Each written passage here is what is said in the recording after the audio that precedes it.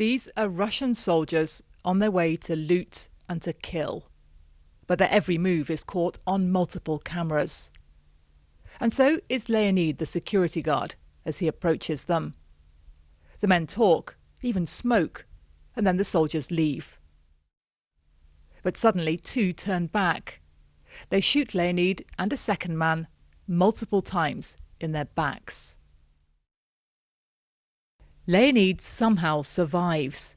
His boss dead, the guard staggers back to his hut and starts phoning for help. I met one of the friends Leonid called that day. He told Vasya the soldiers claimed they don't kill civilians. Then they shot him. I asked how he was. I said, "Can you at least bandage yourself up?" And he said, "Vasya, I barely crawled here. Everything hurts so much. I feel really bad." So I told him to hang in there and started calling the territorial defense. The Russians drove a stolen van, daubed with their V symbol and the words Russian Tank Special Forces. And this is the man we saw shooting, now helping himself to a drink. He has no idea he's being filmed. No one does, until it's too late. And all this time, Leonid is hiding in here, bleeding heavily. Weeks later, we found his clothes and mattress bundled up outside. He died before help could reach him. I met the men who tried to save Leonid, Sasha and Kostya, who sold air conditioning before the war.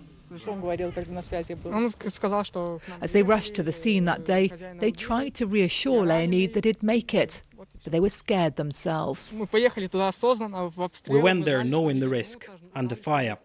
We knew the Russians would come back, and they had tanks, and we only had our guns. So our chances were not equal, but we had to go and get him.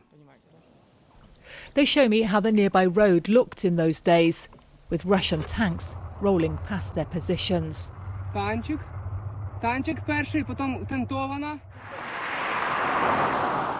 Police have told us the Russians shot at anything that moved here. They found the bodies of 37 civilians on just this stretch of road. It's not just the burnt-out buildings and businesses along this road that you see, but things like this. 2 Russian tanks just lodged in the forest, and you can see the V's painted on the front.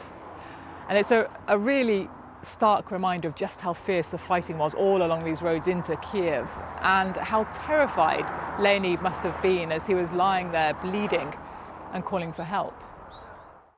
Leonid's daughter shared this image of her dad as she'd like him remembered. Yulia is abroad now.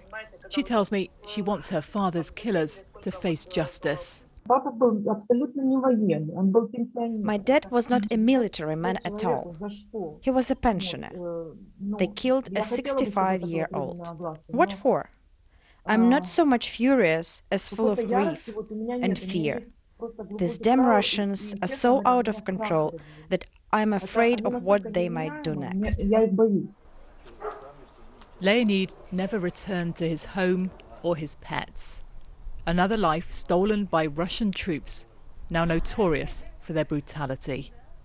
Sarah Rainsford, BBC News, Kiev.